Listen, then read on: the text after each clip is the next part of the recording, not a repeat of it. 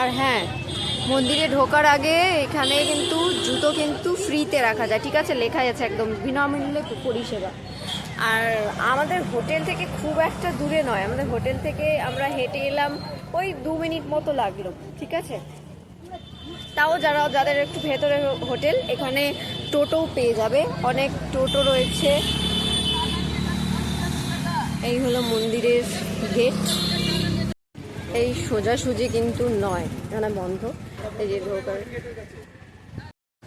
এটা দিয়ে সোজা চলে যেতে হবে।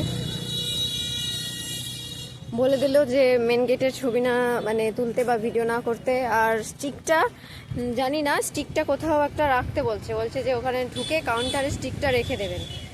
তো দেখা যাক, আমি আগে যাই, তো তারপরে কোথায় কি রাখতে হবে না হবে সেটা আমি তোমাদেরকে ডিটেলসে দেখাবো। একটা ইনফরমেশন তোমাদেরকে দিয়ে দিই, সেটা হলো এখানে মোবাইল নিয়ে ঢোকা যাবে, কিন্তু সেলফি স্টিক নিয়ে ঢোকা যাবে না। জগন্নাথ মন্দিরে, দীঘার জগন্নাথ মন্দিরে সেলফি স্টিক নিয়ে ঢোকা যাবে না, তার জন্য 10 টাকা। এটাই হচ্ছে বিজনেস, ঠিক আছে, এটাকেই বলে বিজনেস। তো আমরা ওখানে বলেছিলাম, আর আমার বলার আগে একজন ভদ্রমহিলা ওখানে বলেছিলেন, দাদা এটা কেমন নিয়ম। তো শুধু আমার একার মনে এই প্রশ্নটা জাগেনি, অনেকেরই মনে জেগেছে। আর কে কোথায় কখন কিভাবে ভিডিওর মধ্যে জানাবে কি জানিয়েছে আমি সেটা জানি না, কিন্তু আমার মনে হলো যে তোমাদেরকে এটা জানানো, তোমরা যাতে যারা আসবে আমার ভিডিওটা এই মুহূর্তে যারা দেখছো তাদের কাছে পুরো ফুল ইনফরমেশান থাকে, সেই জন্য তোমাদের সুবিধার্থে আমি এই ভিডিওটা বানিয়ে দিলাম।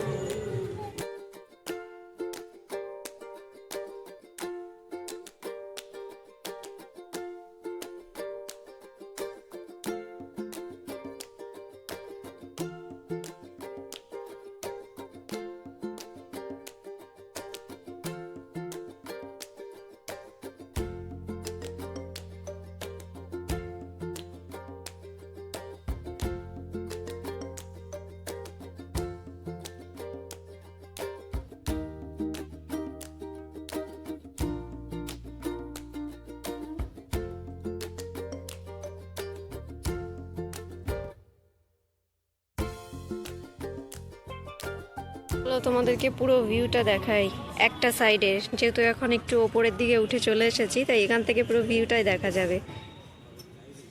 ওই যে মেন রোড, গাড়ি যাচ্ছে।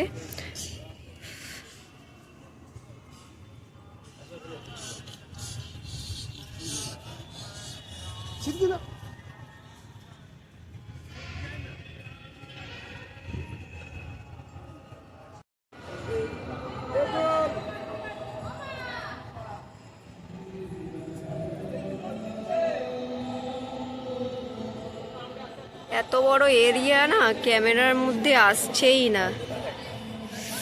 দেখো ওইটা গেটের বাইরে।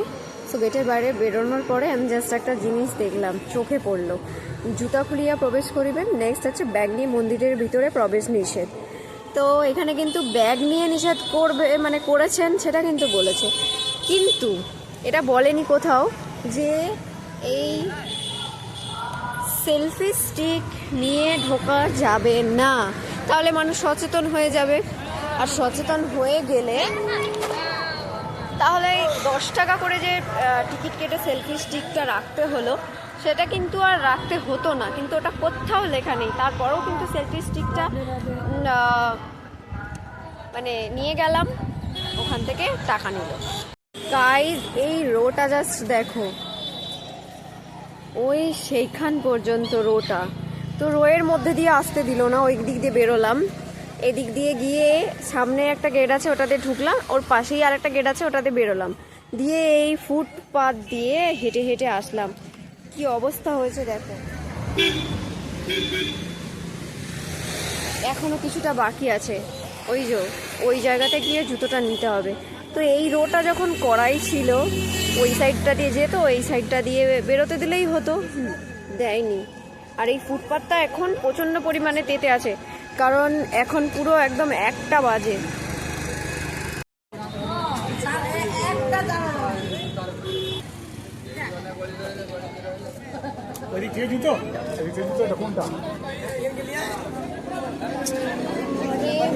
ভগবান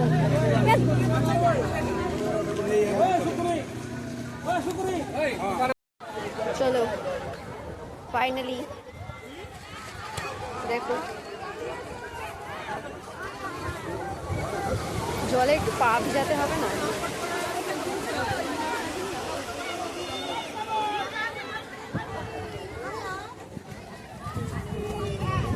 বাপরে, না তো ভালোই ঠান্ডা হাওয়া।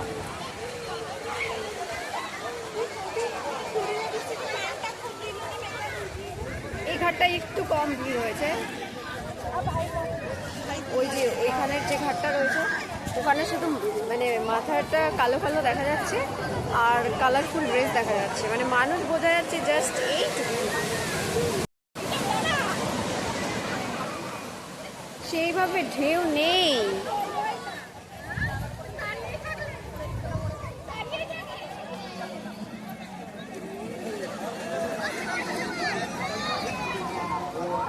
ভাই ওই ঘাটটায় প্রচন্ড পরিমাণে ভিড়, এই যে জাস্ট এইরকম।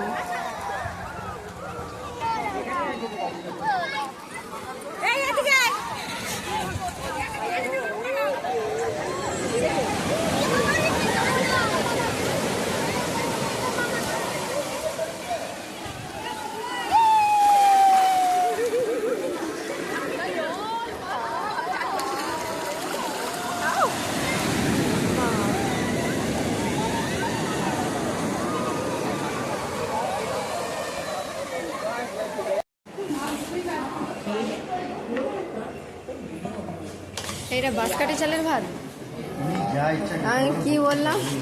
হ্যাঁ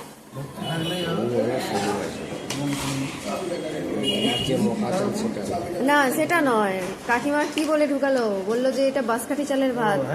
এটা বাঁশকাঠি, এটা 1 নম্বর।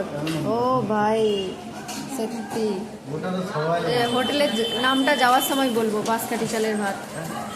আচ্ছা, তো আমাদেরকে বলেছিল 4টে তরকারির অপশন, তার মধ্যে তরকারিটা দেখো, এটা হচ্ছে মুড়ি ঘন্ট, খুব সুন্দর মুড়ি ঘন্ট। আর এটা হচ্ছে ফুলকপির তরকারি, একদম দারুণ ফ্যান্টাস্টিক। হোটেলের নামটা আমি যাওয়ার সময় দেখাবো, ভুল করেও ঢুকবে না এই হোটেলে। এই হচ্ছে হোটেলের নাম, MS Mita hotel and restaurant. এখানে ভাত খেলাম, তো 4টে তরকারি, ডাল, ভাত, চাটনি, পাঁপড় ভাজা বলেছিল, ঠিক আছে। সব কটা তরকারি ওই মিতার হোটেল অ্যান্ড রেস্টুরেন্টে চাইলে তোমরা নাও খেতে পারো, ঠিক আছে। ওই যে ওই যে পিছনে ওই যে ফোনে কথা বলছে, ফোন নেই না, ঠিক আছে।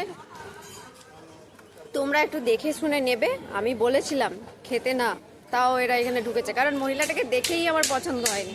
শেষে যখন বললাম যে আলুর তরকারি তো লাগছে সবগুলো, তখন আর উনি আর কোনো রেসপন্স করলেন না। আবার হ্যাঁ বললো যে বাঁশকাঠি চাল, কিন্তু বাঁশকাঠি চাল না, বিশ্বাস করো, মানে রেশনের যে চাল দেয় তার থেকে জাস্ট একটু সরু চাল, বাঁশকাঠি চাল ছিল না। তো 50 টাকা করে নিল, আর একটা সবজি বলো যাই বলো, চাটনি বলো যাই বলো, কোনো টেস্ট ছিল না। তাই এখানে প্রচুর হোটেল আছে, দেখে শুনে তারপর খেতে ঢুকবে, কেমন গাইজ। এইবার আমাদের হোটেলের লোকেশনটা দেখে নাও, bus stand, main way, sea beach সব একেবারে সামনেই রয়েছে। দেখো দেখাচ্ছি, ওয়েট, দেখো এখানে রয়েছে সরকারি বাস স্ট্যান্ড, ওখানে রয়েছে বিচ, বিচটা হেঁটে যেতে 5 মিনিট মতো সময় লাগে, বিচ দেখাই সামনে কিন্তু হেঁটে যেতে 5 মিনিট লাগবে। এখানে হচ্ছে সরকারি বাস স্ট্যান্ড, ওইটা হচ্ছে, এটা হচ্ছে মেন ওয়ে, আর এই হচ্ছে আমাদের হোটেল। এখানে সরকারি বাসের মোটামুটি এখানে টিকিট কাউন্টার, এটা বুক করা যাবে, আর এটাই হচ্ছে রিসেপশন। এই যে দুদিকের বিল্ডিং, বেশি দূরে যেতে হবে না, জাস্ট এইটাই, এই সিঁড়ি দিয়ে উঠে এই সাইডে একটা রয়েছে ডোর, তো এটাই আমাদের রুম। সো গাইজ, আমি এখন জাহাজ বাড়িতে চলে এসেছি। আমি হেঁটে হেঁটেই এলাম যেখানে আমাদের রুম। তো আমি প্রায় বেশ কয়েকবারই দীঘায় এসেছি, কিন্তু এই প্রথমবার জাহাজ বাড়িতে এলাম, ওইটা মেন গেট। এই হচ্ছে, চলো এবার ভেতরটা দেখি। হ্যাঁ, এই দিকটাও কিছু রয়েছে, তিমি মাছ। তো চলো ভেতরটাই যাই। হচ্ছে মেন গেট, ওখান দিয়েও ঢোকা যায়, আর ওই সাইডেও একটা গেট রয়েছে। এই হচ্ছে পুরো এরিয়াটা, সন্ধেবেলায় লাইট জ্বলছে, খুব সুন্দর লাগছে। আর এই যে অর্ধেক চাঁদ, আর দীঘা শঙ্করপুর উন্নয়ন কর্তৃপক্ষ। এই হচ্ছে জাহাজ বাড়িটা।